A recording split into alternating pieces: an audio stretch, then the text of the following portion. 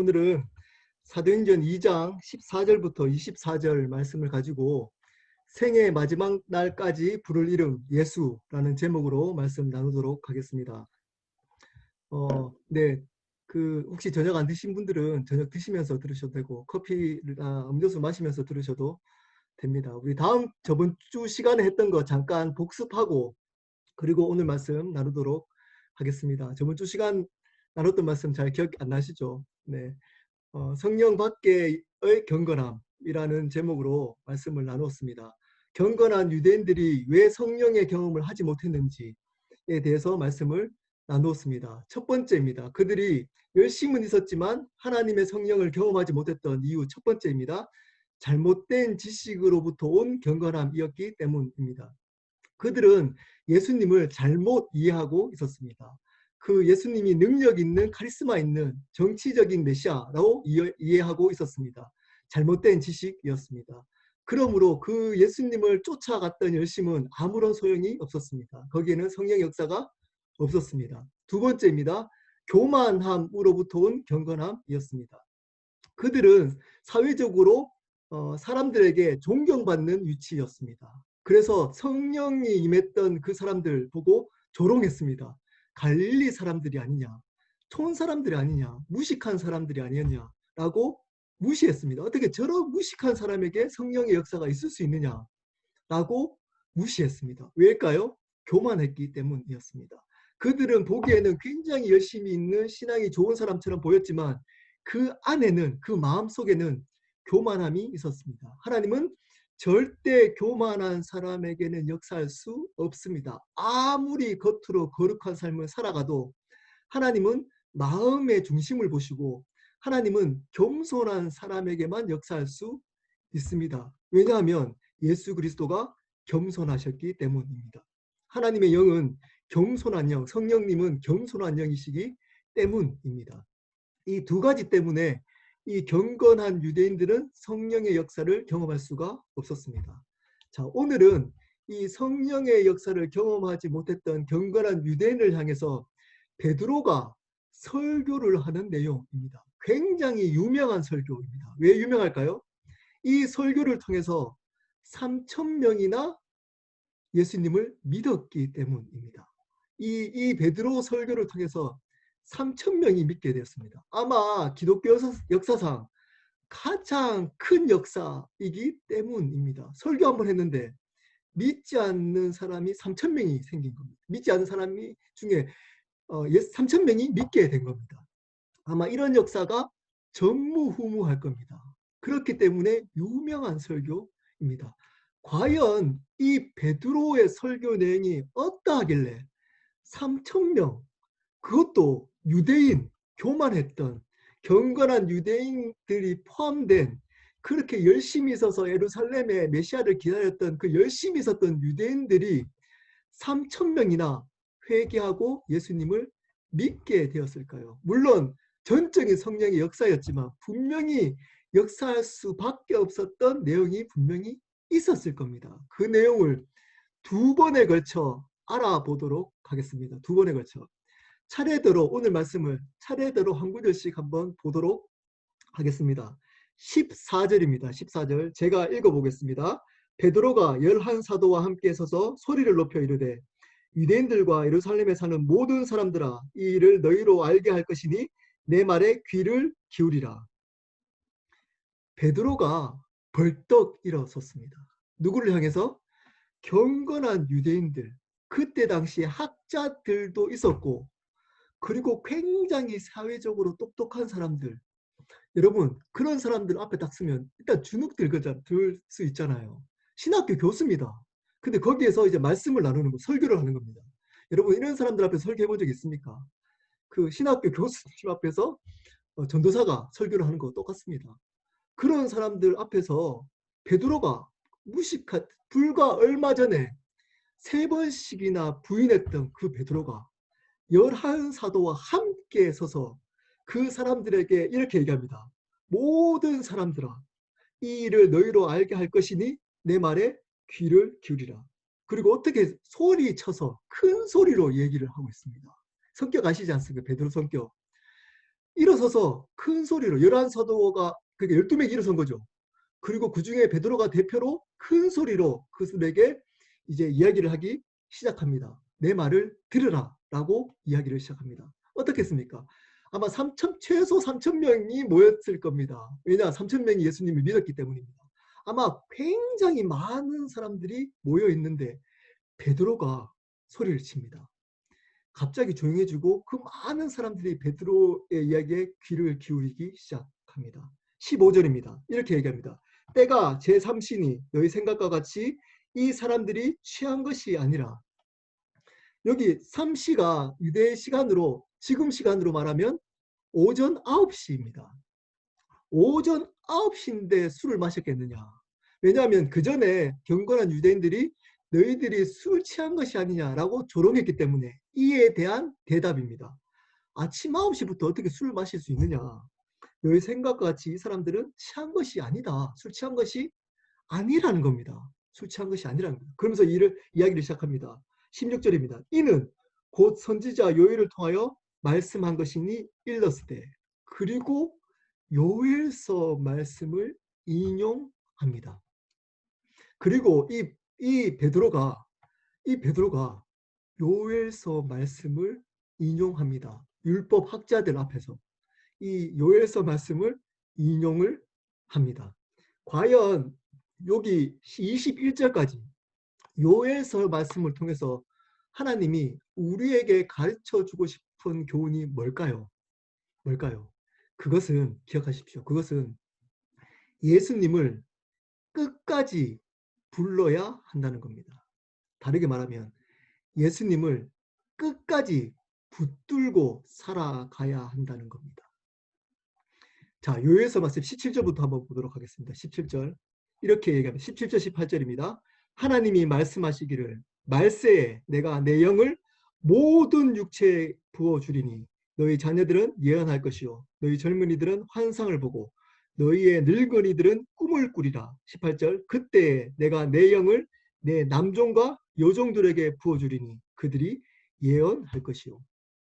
자, 모든 사람들에게 말세 때는 모든 사람들에게 성령을 부어 주실 거라고 요엘서에 약속을 했지 않느냐. 그렇기 때문에 그 약속대로 성령님이 임하신 거다. 누구에게 임하신 겁니까? 누구에게? 모든 육체입니다. 모든 육체. 여기 자녀들, 젊은이들, 늙은이들, 그리고 남종과 여종, 모든 사람들입니다. 뒤에 나오겠지만 어떤 단 조건이 있습니다. 예수를 믿는 모든 사람들입니다. 예수님을 믿는 모든 사람들에게 성령을 부어주실 거라고 요엘서에 약속을 했기 때문에 그 약속대로 성령께서 임하신 거다. 우리의 신분과 상관없이 모든 육체, 남종과 여종에게도 부어주리라 그렇지 않느냐. 우리가 아무리 천해도 성령께서는 임하실 수 있다. 약속하셨기 때문에 하나님의 약속은 반드시 이루어집니다. 때가 아닐 뿐입니다. 반드시 이루어집니다. 근데 그 시점이 어디라고 말씀하고 있습니까? 말세라고 말하고 있습니다. 말세에 중요한 단어입니다. 말세.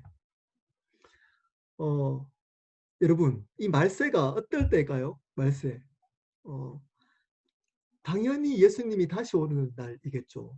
세상에는 반드시 마지막 날이 있습니다. 세상에는 반드시 마지막 날이 있습니다. 그날은 예수님이 다시 오시는 날입니다. 언제 오실까요? 언제 오실까요? 우리는 모릅니다. 우리는 모릅니다. 하나님 마음대로, 하나님 뜻대로 오실 겁니다. 지금 제가 수요 모임을 하고 있는 도중에도 예수님이 오실 수 있습니다. 제가 평강이에게 곧장 기대하는 게 있습니다. 평강이 때 예수님을 보지 않을까 하는 기대입니다. 평강이 때에 예수님을 맞이할 수 있다는 생각이 있습니다. 때가 말세입니다. 이거는 뒤에 좀 나중에 또 나누겠습니다. 여러분, 이거는 세상의 마지막 날입니다. 하지만 우리에게 적용해 본다면 우리에게도 마지막 날이 반드시 있습니다. 언제일까요? 언제일까요? 모릅니다. 내일일 수 있습니다. 오늘일 수 있습니다. 우리에게도 마지막 날이 있습니다. 요엘서는 어떤 서신서일까요? 하나님이 이스라엘 백성을 바벨론을 통해서 심판하는 내용입니다. 이 율법학자들은 이 요엘서를 인용하는 베드로의 얘기를 들으면서 어떤 생각이 들을까요? 야, 하나님의 심판을 생각했을 겁니다. 마지막 날 임하는 하나님의 심판을 경고합니다. 동일하게 이 요엘서를 들은 그 사람들은 어떤 생각이 들까요? 그 심판, 마지막 날 심판하는 그 하나님이 나의 마지막 날에도 심판하겠구나. 우리의 마지막 날에도 반드시 심판하겠구나. 라는 두려움이 있었을 겁니다. 이 요엘서를 인용하는 순간. 여러분, 우리에게도 마지막 날이 반드시 있습니다. 그때는 뭐가 필요할까요? 마지막 날을 뭐가 필요할까요? 여러분, 돈이 필요 없습니다. 여러분, 돈이 필요 없습니다. 여러분이 가지고 있는 지식 필요 없습니다. 여러분이 가지고 있는 좋은 직장 필요 없습니다. 여러분이 가지고 있는 좋은 백그라운드 필요 없습니다. 여러분이 가지고 있는 좋은 집, 좋은 차 필요 없습니다.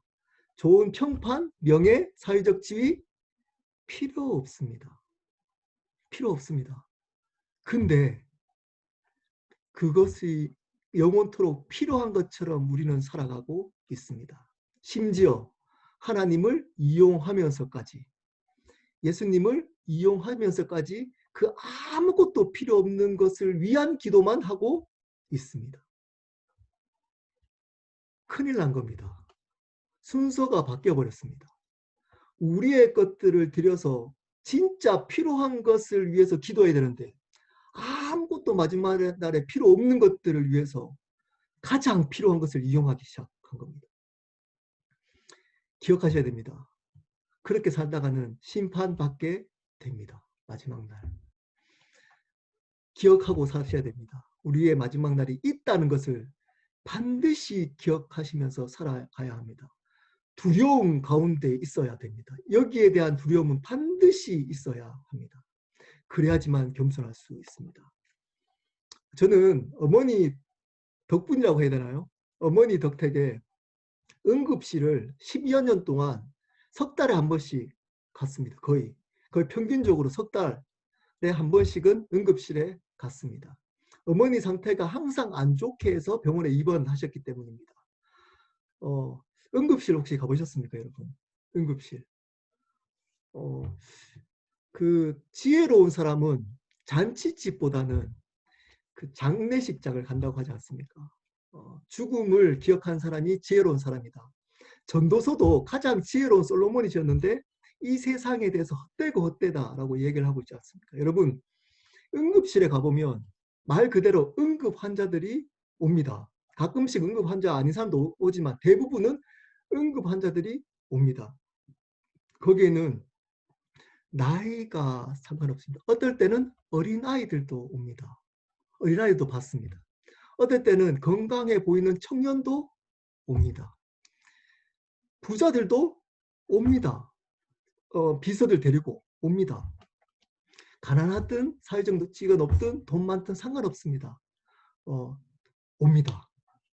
제가 그 응급실을 보고 딱 보고 이 사람들이 응급 환자가 와서 거기 보면 응급실에서도 가장 응급 환자들이 있는 곳은 또 커튼을 치거든요. 그러다가 조금 있다가 커튼이 딱 이렇게 그러니까 걷어집니다. 그리고 거기에 응급 환자가 없습니다. 어디 갔을까요? 바로 밑에 있는 장례식장에 갑니다. 제가 그것을 꽤 많이 봤습니다. 어머니 10년 동안 꽤 많이 봤습니다. 살고 싶어서 소리 지르고 거기 옆에 있는 분들이 울고불고 해도 소용없습니다. 소용없습니다. 마지막 날이 닥치면 그냥 그 날이 닥쳐버립니다.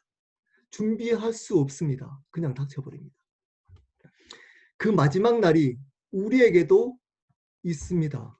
언제 올지 이 세상의 말세가 언제 올지 모르듯이 우리의 말세, 우리의 마지막 날도 언제 올지 모릅니다. 그것을 기억하시면서 사셔야만 합니다. 우리는 날마다 그 날을 기억하시고 그 날을 준비하는 삶을 살아가야 합니다. 제가 주일날 한 4번, 3번에 걸쳐, 3, 4번인가요? 걸쳐 본향을 준비하는 삶을 제목으로 말씀을 나눈 적이 있습니다. 여러분 기억하시면서 하십시오. 마지막 날을 날마다 기억하시며 살아가시기를 바랍니다. 19절, 20절입니다. 그 마지막 날에는 어떤 징조가 있는지를 이야기를 해주고 있습니다. 19절입니다. 또 내가 위로 하늘에서는 기사를 아래로 땅에서는 징조를 베풀리니 곧 피와 불과 연기로다. 20절입니다. 주의 크고 영화로운 날이 이르기 전에 해가 변하여 어두워지고 달이 변하여 피가 되리라. 약간 분위기가 어둠침침하고 공포스럽죠. 주의 크고 영화로운 날, 어떤 날일까요? 이 날이 마지막 날입니다. 이 마지막 날에는 이런 징조가 일어날 거라고 얘기를 해주고 있습니다. 자, 그날에 우리가 마지막 날을 기억하듯이 마지막 날에 필요한 유일한 것이 나옵니다. 이제 필요한 유일한 것이 나옵니다. 21절입니다. 이렇게 얘기합니다. 누구든지 주의 이름을 부르는 자는 구원을 받으리라. 그 마지막 날에 주의 이름을 끝까지 부르고 있는 자가 구원을 받을 거다. 이렇게 얘기를 해주고 있습니다. 자, 요엘서의 말씀 17절부터 21절 말씀 중에 주제 구절이 어딜까요? 주제 구절. 국어를 잘하는 사람들은 아무리 긴 문장이라도 그 문장의 주제 구절을 잘 이해합니다. 말씀도 잘 보는 사람들은 말씀을 아무리 길게 봐도 이 말씀은 이런 주제구나를 한 문장으로 표현을 잘 할 수 있습니다. 주제 문장을 잘 알아야지 오늘 이 말을 할 이유를 알 수가 있습니다. 자, 주제 문장이 뭘까요? 21절입니다. 많은 사람들이 17절, 18절이라고 생각하는 사람들이 있습니다. 성령이 임하시는 역사. 자, 베드로는 이 자기에게 임하는 이 성령을 임했던 것이 하나님의 말씀의 예언으로 이루어진 거다라고 얘기하고 궁극적으로 이것을 통해서 무엇을 전하고 싶을까요? 바로 예수님을 전하고 싶었던 겁니다. 21절에 누구든지입니다. 신분과 상관없이 주의 이름을 부르는 자는 구원을 받으리라. 자, 이때가 언제입니까? 아까 앞에서 말씀드렸죠. 말세입니다. 마지막 날입니다. 자, 말세가 언제가 말세일까요? 여러분, 우리의 인생의 말세도 우리 잘 모르지만 말세는 여러분 언제가 말세냐면 예수님이 초림 하늘로 올라가셨잖아요. 지금 하나님 우편에 계시잖아요. 예수님이 하나님과. 그리고 다시 오실 거잖아요. 하나님이 올라가시고 초림과 하나님이 다시 오실 재림 사이를 말세라고 합니다. 성경적으로. 말세는 예수님이 오시기 전이라고 표현을 하지만 이 날이 언제인지를 모르기 때문에 예수님이 처음에 올라가시고 지금 하나님 우편에 계시죠. 다시 오실 때까지의 사이의 모든 시간이 바로 말세입니다. 그럼 지금이 뭘까요? 말세입니다. 지금이 말세를 살아가고 있습니다. 말세. 지금이 말세입니다. 자, 그 말세면 우리가 필요한 게 뭐라고요? 지금 필요한 거. 우리가 지금 필요한 거. 주의 이름을 부르는 것입니다. 주의 이름을 부르는 것입니다. 말세 때 유일하게 필요한 것. 돈 아닙니다. 건강 아닙니다. 여러분, 좋은 집, 좋은 차 아닙니다. 여러분, 사회적 지위, 명성 아닙니다. 주의 이름을 부르는 것입니다. 언제까지요? 말세 때까지. 지금부터 예수님 오실 때까지. 주의 이름을 끝까지 부르는 겁니다. 우리의 생이 끝날 때까지, 우리 개인적으로 보면, 그리고 예수님이 오실 때까지 주의 이름을 부르는 것입니다. 유일하게 필요한. 여기서 주의 이름을 부른다는 것은 그냥 주여, 주여 하는 것 아닙니다. 그 입술로 주여, 주여 하는 것 아닙니다. 필요할 때만 주님 도와주십시오 하는 것 아닙니다. 모든 상황과 모든 나의 어떤 모습이 어떠하든 간에 예수님을 주님, 주여라고 부르는 겁니다. 주님. 주여, 주여. 모든 내 상황이 어떠하든 간에, 내 상황이 어떠하든 간에 주님을 부르는 겁니다. 나의 힘과 능력을 의지하지 않고 주님을 부른다는 것은 주님을 의지한다는 겁니다. 내 힘으로 살아가지 않는다는 겁니다. 나의 경험과 나의 지식으로 살아가지 않는다는 겁니다. 나의 능력으로 비즈니스 하지 않고, 나의 능력으로 가정에 생활하지 않고, 나의 능력으로 교회 섬기지 않고, 나의 능력으로 예배 참석하거나 헌금 드리거나 기도하지 않는다는 겁니다. 오직 주님을 의지해서 한다는 겁니다. 주의 이름을 언제까지요? 끝까지, 내 생이 끝날 때까지 주님을 의지해야만 한다는 겁니다. 자, 그렇다면 왜 우리는 주님을 의지해야 될까요? 그분이 우리의 삶과 생명의 주인이시기 때문입니다. 우리가 주인이 아니기 때문입니다. 자, 다르게 질문하겠습니다. 다르게. 그러면 우리는 예수님을 어떤 분으로 불러야 할까요? 어떤 분으로 불러야 할까요? 그게 22절부터 24절입니다. 우리는 예수님을 주님으로 끝까지 불러야만 합니다. 22절부터 보겠습니다. 22절. 이스라엘 사람들아, 이 말을 들으라. 너희도 아는 바와 같이 하나님께서 나사렛 예수로 큰 권능과 기사와 표적을 너희 가운데서 베푸사 너희 앞에서 그를 증언하셨느니라. 이스라엘 사람들아, 들으라 명령하고 있습니다. 권면 아닙니다. 한번 들어보십시오. 아닙니다. 들으라 명령합니다. 왜일까요? 반드시 들어야지만 너희가 살 수 있다는 겁니다. 죽지 않으려면 이 말 들어야 될 걸 반드시 들어, 이렇게 명령하고 있습니다. 어떤 내일까요? 예수님이 스스로 큰 권능과 기사와 표적을 너희에게 베풀어서 그분을 증언하셨대요. 자, 여기서 중요합니다. 그분을 누구로 증언하셨을까요? 예수님은 이 큰 권능과 기사와 표적을 통해서 예수님이 어떤 분이라고 증언하셨을까요? 스스로. 바로 그분이 주님이라는 겁니다. 하나님이시라는 겁니다. 이런 기적과 기사, 표적을 베풀어 주심으로 나는 하나님이야. 내가 구원자야. 내가 온 땅의 왕이며 주인이야. 주님이야. 라고 증언하신 겁니다. 자, 근데 유대인들, 거기 있는 유대인들은 어떻게 그 증언을 들었을까요? 어떻게 들었을까요? 아, 예수님이 우리의 삶을 행복하게 만들어주는 분, 능력 있으신 분이시구나로 들었습니다. 그 증언을. 오해한 겁니다. 제가 저번 시간에 말씀했던 것처럼. 그분을 이렇게 오해한 겁니다. 아, 저렇게 능력 있구나. 기적을 베푸네. 병도 낫게 하네. 나의 병도 낫게 하겠구나.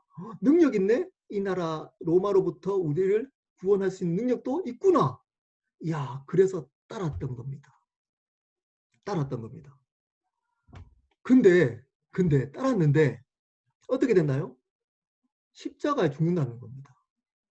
힘이 없이 잡혀버린 겁니다. 그래서 어떻게 했나요? 23절입니다. 23절. 읽겠습니다. 그가 하나님께서 정하신 뜻과 미리 하신 대로 내준 바 되었거늘 너희가 법 없는 자들의 손을 빌려 못 박아 죽였으나. 죽여버린 겁니다. 죽여버렸습니다. 피로 야, 분명히 우리의 삶을 행복하게 만들어주고 이 나라로부터 독립시켜주는 능력의 메시아인데 힘없이 십자가에 돌아가시는 것 같은, 가신다고 하는 그 사람을 그냥 죽여버린 겁니다. 그 얘기를 하지 않는, 그런 정치적인 내용을 이야기 전하지 않는 그 예수님을 십자가에 못 박아 죽여버린 겁니다. 자기의 뜻이 이루어지지 않을 것 같으니까, 자기의 행복을 이루어주지 않는 메시아니까 죽여버렸습니다. 근데 그분이 반전을 일으키는 겁니다. 24절입니다. 하나님께서 그를 사망의 고통에서 풀어 살리셨으니 이는 그가 사막에 매어 있을 수 없었습니다. 부활하신 겁니다. 부활하셨습니다. 반전입니다. 그분이 하나님이심을 부활을 통해서 증명하셨습니다. 그분이 구원자이심을 부활을 통해서 증명하신 겁니다. 여러분, 우리도 이러한 유대인들처럼 예수님을 믿을 수가 있습니다. 자, 이렇습니다. 예수님 믿지 않다가 병에 걸린 겁니다. 제 경우를 한번 얘기해 드려볼게요. 고3 때 갑자기 머리가 아프고 숨을 못 쉬겠는 겁니다. 병이 났습니다. 절에도 가보고 굿도 해보고 약도 먹어봤는데 낫지 않는 겁니다. 그래서 마지막으로 교회에 갔습니다. 교회 갔는데 기도를 받았는데 머리가 아픈 게 낫고 숨 쉴 수 있게 되었습니다. 숨을 쉬게 그 다음 날 아침부터 그 다음 날 기도받고 예수님 영접하고 그 다음 날부터 제가 병이 나아버렸습니다. 그래서 제가 어떻게 생각했을까요? 이렇게 생각했어요. 이야, 능력 있으신 분이네. 예수님은 부처님보다 더 능력 있으신 분이네. 야, 이 하나님 믿으면 내가 땡 잡겠네. 내가 잘 되겠네. 내 병도 낫고 우리 집도 잘 살 수 있게 해주겠네. 라는 생각이 들었습니다. 이렇게 예수님 믿을 수 있을까요? 없을까요? 있죠. 당연히 있습니다. 그럴 수 있습니다. 근데 문제는 뭘까요? 그렇게만 예수님을 믿는 분들이 꽤 있다는 겁니다. 나의 삶에 있는 문제를 해결해 주시는 분으로, 나의 구원의 문제, 나중에 있을 이제 구원의 문제, 내가 가지고 있는 비즈니스의 문제, 가정의 문제, 부부의 문제, 관계의 문제, 건강의 문제를 해결해 주는 분, 성격의 문제, 자녀의 문제를 해결해 주는 분으로만 착각하면서 그분을 대할 수 있다는 겁니다. 말은 그렇게 하지 않습니다. 말은 그렇게 표현하지 않습니다. 하나님은 예수님을 위해서 살 겁니다. 하나님 영광을 살 겁니다. 하는데 실질적인 삶은 어떻게 살아가냐? 나의 문제를 해결해 주는 분으로만 그분을 부릅니다. 여러분 언제 예수님을 부르십니까? 여러분들은 언제 예수님을 찾고 부르십니까? 주님으로 부르십니까? 만약에 이렇게 기대하고 있다가 나의 문제가 해결되지 않으면 혹시 예수님을 죽여버리지 않습니까? 십자가에. 혹시 예수님을 버려버리지 않습니까? 교회는 다닙니다. 근데 마음속에서는 버려버립니다. 내가 가지고 있는 기도 제목 열심히 했는데 들어주지 않습니다. 내가 있는 상처 회복되지 않습니다. 가정의 문제 그대로 가정의 문제 그대로 있습니다. 나의 비즈니스의 문제 그대로 있습니다. 자녀의 문제 그대로 있습니다. 그래서 예수님을 버려버립니다. 왜냐? 예수님을 진이, 요술램프의 진이로 믿었기 때문입니다. 그분으로 진이로 불렀기 때문입니다. 그분은 그럴 뿐이 아닙니다. 어떤 상황, 나의 상황이 변하지 않더라도, 나의 상처가 여전히 있더라도, 나의 재정적인 문제, 나의 건강의 문제가 해결되지 않더라도 그분을 주님으로 불러야 합니다. 그분을 우리의 인생의 끝까지 주님으로 불러야 합니다. 왜일까요? 그때 구원이 이루어지기 때문입니다. 그 끝까지 우리의 생애 끝날 때까지 그분을 주님으로 불러야지만 우리는 하나님을 볼 수 있습니다. 그 말을 이야기를 하고 있는 겁니다. 끝까지 이렇게 이야기할 수 있습니다. 지금 예수 믿는데 뭐 끝까지 안 불러도 지금 믿기 때문에 천국 가지 않냐? 이론은 맞습니다. 그렇지만 지금 부르지 않는 분은 마지막 날 부를 수 없습니다. 왜냐? 마지막 날이 언제 올지 모르기 때문입니다. 지금 주님으로 부르면서 살아가야 됩니다. 끝까지. 근데 끝을 알 수 없습니다. 우리가. 그러므로 우리는 어떻게 될까요? 지금 예수님을 주님으로 주인으로 부르면서 내가 끝까지 살아가겠다고 결단해야 됩니다. 끝까지. 여러분 예수님 때문에 여러분의 있는 아픔, 상처들이 회복되셨습니까? 회복되신 분도 있고 없으신 분도 있을 겁니다. 건강의 문제가 기도해서 회복을 하고 계십니까? 하신 분도 계시고 안 하셨던 분도 계실 겁니다. 재정의 문제 하나님 채워주셨습니까? 하셨던 분도 있고 안 했던 분도 있을 겁니다. 관계 문제 해결해 주셨습니까? 행복의 문제, 직장의 문제, 가정의 문제. 여러분 예수님 기도했더니 그거를 해결해 주셨습니까? 혹시 안 해주셨다고 지금 혹시 실망하면서 이 자리에 나오신 분 혹시 없으십니까? 그러면 어떻게 부를까요, 예수님을? 그럼 예수님 어떻게 불러야 될까요? 여러분, 그때도 예수님을 주님으로 불러야 합니다. 그때도 예수님을 주님으로 불러야 됩니다. 그때 성령의 역사가 일어납니다. 그때에 예수님이 누구신지를 우리는 알 수가 있습니다. 부활을 경험할 수 있습니다. 부활의 주님을 만날 수 있습니다. 근데 우리는 그렇지 않으면 그분을 주님으로 부르지 않습니다. 우리에게 덕이 될 때만, 우리의 문제를 해결해 줄 때만, 우리에게 기쁨을 줄 때만 그분이 주님이라고 고백합니다. 근데 그렇지 않을 때는 버려버립니다. 또 반대입니다. 내 상황이 좋아지면, 문제를 해결받잖아요. 그럼 좋아지면 그분을 또 주님으로 부르지 않습니다. 내 힘과 능력이 생겼습니다. 재정이 생겼습니다. 인기가 생겼습니다. 그러면 그것을 의지해서 살아갑니다. 주님으로 부르지 않습니다. 내 힘으로 살아갑니다. 그러면 큰일 나는 겁니다. 큰일 나는 겁니다. 여러분, 어떤 모습, 어떤 상황이든 예수님을 끝까지 부르십시오. 어떻게 부를까요? 주님으로, 주인으로 부르셔야만 합니다. 말씀을 마무리하도록 하겠습니다. 힘든 시간들을 지나고 있습니다. 아마 혼자 있으면 혼자 지내다 보면 여러 가지 시간이 많이 주어지잖아요. 좀 혼자 있는 시간이. 그러면 옛날에 있는 상처들, 아픔들, 뭐 실패했던 것들, 실수했던 것들이 아마 생각날 겁니다. 그래서 혹시 또 더 힘든 시간들을 보내신 분도 있으실 겁니다. 자기 자신의 실망해서 아마 힘든 시간들을 보낼 수 있는 분들도 계실 겁니다. 가족들하고 오래 있다 보니까 또 가족들 간에 또 문제도 생기신 분도 있을 수도 있습니다. 재정적인 지금 경제도 다 힘들기 때문에 경제적인 문제도 있으신 분들도 분명히 있으실 겁니다.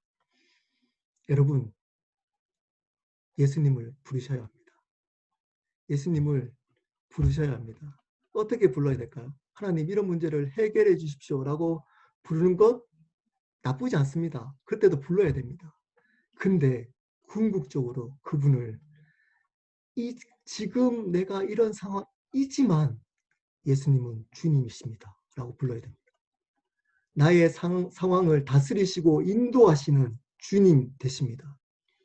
지금 모든 것은 내가 이해되지 않지만 합력해서 선을 이루어 가시는 주님이십니다. 라고 부르셔야 합니다. 그래야지만 부활을 경험할 수 있습니다. 부활의 주님을 만날 수 있습니다.